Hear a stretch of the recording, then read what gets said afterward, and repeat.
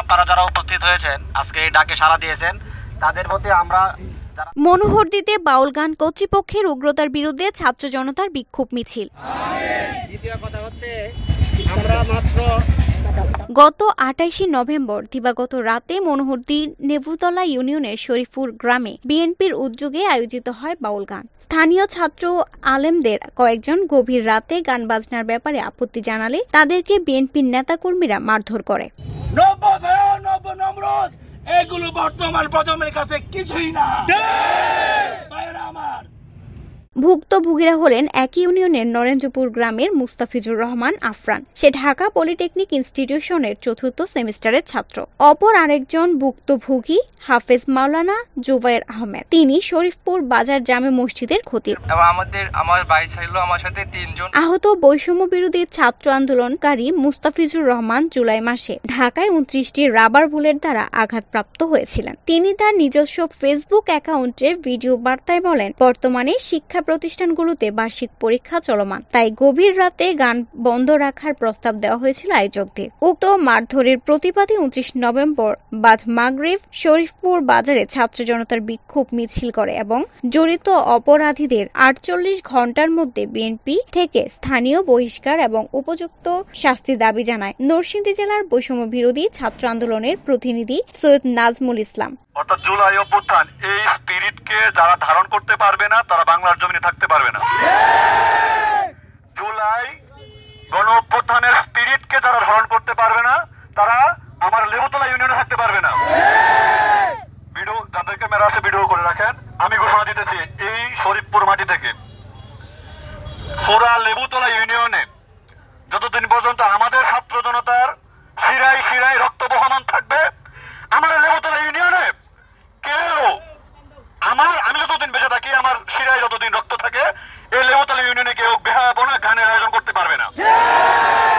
আজকে থেকে 0 টলারেন্স ঘোষণা করা হলো। লেবুতলা ইউনিয়নে কোন প্রকার বেহায়াপনা চলবে না এবং ছাত্র জনতা ওলামে গ্রামের স্পিরিটকে যারা ধ্বংস করতে চাবে তাদের জিহ্বাটাকে ছিঁড়ে ফেলবো। যারা এই কর্ম ঘটিয়েছে অর্থাৎ বিএনপির কেন্দ্রীয় জেলা পর্যায়ের যারা আছেন তাদেরকে আমি বিনীতভাবে অনুরোধ করব, যারা এই সন্ত্রাসী কর্মকাণ্ডের সাথে জড়িত ছিল তাদেরকে স্থায়ী বহিষ্কার করুন। যদি স্থায়ী বহিষ্কার না করুন আপনার দলকে আমরা বহিষ্কার করব। অর্থাৎ এই শরীফপুরে গতকাল রাতে আমার যেই ভাইয়ের গায়ে হাত দেওয়া হয়েছে সেই ভাইকে যারা আহত করেছে সবাইকে স্থায়ীভাবে আপনার দলীয়ভাবে তদন্ত করে তাদেরকে স্থায়ীভাবে বহিষ্কার করুন। আমরা নরসিংদী জেলা থেকে ঘোষণা করতেছি আগামী ৪৮ ঘন্টার ভিতরে যদি তাদেরকে স্থায়ীভাবে বহিষ্কার করা না হয় তাহলে আমরা আমাদের আইন এবং কর্মসূচি পরবর্তী কর্মসূচি হাতে তুলে নেব। এ সময় আরো বক্তব্য রাখেন ঢাকা চর্চ কোরের শিক্ষানবিশ আইনজীবী শহীদুল ইসলাম। বক্তারা বলেন, লেভুতলা ইউনিয়নের কোথাও ইসলাম বিরোধী ও অশালীন সংস্কৃতি চর্চা করতে দেওয়া হবে না। থেকে নিয়ে শরীফপুর সাগরদ্বীপ পর্যন্ত আর কোনো বেহায়াপনা করতে দেওয়া যাবে না।